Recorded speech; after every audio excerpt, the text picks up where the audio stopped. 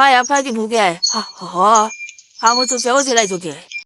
Salute ভাই salute, আপনার ভিতরে এত প্রতিভা ভাই, আপনি আগে কেন দেখান নাই?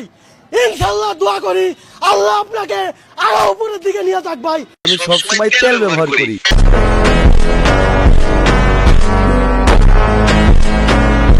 তেল লাগা দেখবি তোরও তেল চালাই ঢুকবো।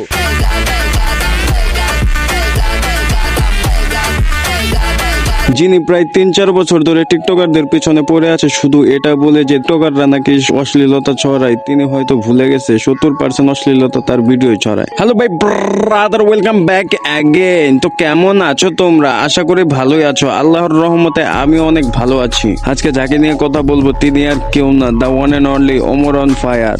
Vai quicando, vai jogando, não perde a razão do batidão, do batidão. Só pura dita, ela, tranquila, só de vai.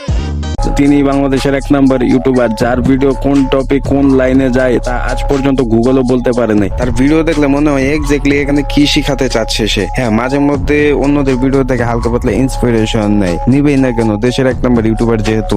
যদিও তার কন্টেন্ট ইন্ডিয়ার অনেক ইউটিউবারের সাথে মিলে, তাতে তার কোনো মাথা ব্যথা নেই। আর হনেস্টলি বলতে গেলে যে দেশে আফরান নিশোর মতো হিরো 2টা ছবি করে শাকিব খানকে টপকে যেতে পারে এবং নিজেকে সুপারস্টার দাবি করে, সে দেশে ওমরের মতো একজন ইনফ্লুয়েন্সার থাকা অবাক হওয়ার কিছু নেই। কিন্তু একটা কথা বলবো রাসেল ভাই, আপনি নিজেকে ইনফ্লুয়েন্সার বলেন, কিন্তু আপনার ভিডিওতে ইনফ্লুয়েন্স হওয়ার মতো কোনো জিনিস পাইনি। ফানি দিক দিয়ে বলি, যখন আপনি ব্যাড ব্রাদার্স চ্যানেলে ছিলেন তখন আপনার কন্টেন্টে একটা ন্যাচারাল ভাইব ছিল, একটা ফান ছিল, কিন্তু আলাদা হওয়ার পর ভাই একটা ভিডিওতে ওই ভাইবটা দেখতে পাই না। এখন কি হচ্ছে, কিছু ট্রেন্ডিং টপিক ধরো, কিছু হেভি ওয়ার্ড বলো, জাস্ট ভিডিও রেডি। টিকটকের উপর বেশি ডিপেন্ড হয়ে গেছে। আর মজা লাগে যখন বলেন আমার টিকটক আইডি চলে গেল, আমার সমস্যা নেই, আমি শুধু অডিয়েন্সের জন্য টিকটক করি। তাহলে ভাই টিকটক ছেড়ে দেন, অডিয়েন্স তো ইউটিউব ইনস্টাগ্রাম থেকে আপনাকে খুঁজে নিবে।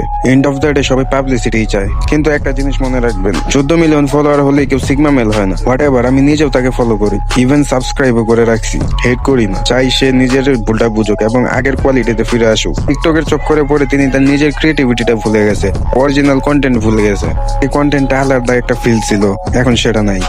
আজকের ভিডিও ছিল এই পর্যন্ত। ভিডিওটি ভালো লাগলে অবশ্যই লাইক, কমেন্ট, শেয়ার এবং চ্যানেলটি ক্লিক করে দিবেন। ধন্যবাদ। আর ফেসবুক দেখে থাকলে অবশ্যই ফলো করে দিবেন।